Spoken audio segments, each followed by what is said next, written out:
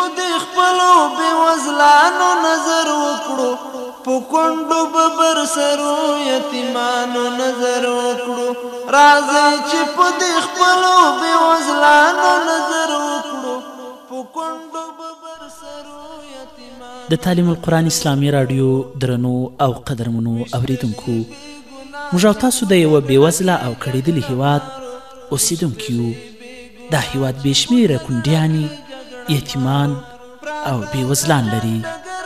نو دا د هر مسلمان اسلامي او ملي دنده ده چې د دې کسانو د حاله ځان خبر کړي او د خپلو کورنیو په څیر رحم او شفقت پر وکړي، په ځانګړي ډول په اخترونو کې، ځکه دا یتیمان هم زموږ او ستاسو د اولادونو په څیر د اختر کالو، میوو او نورو شیانو ته اړتیا لري.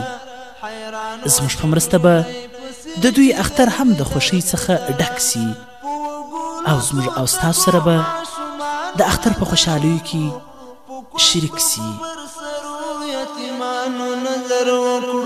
راځئ چې په دې خپلو بېوزلانو نظر وکړو په کونډو ببر سرو یتیمانو نظر وکړو.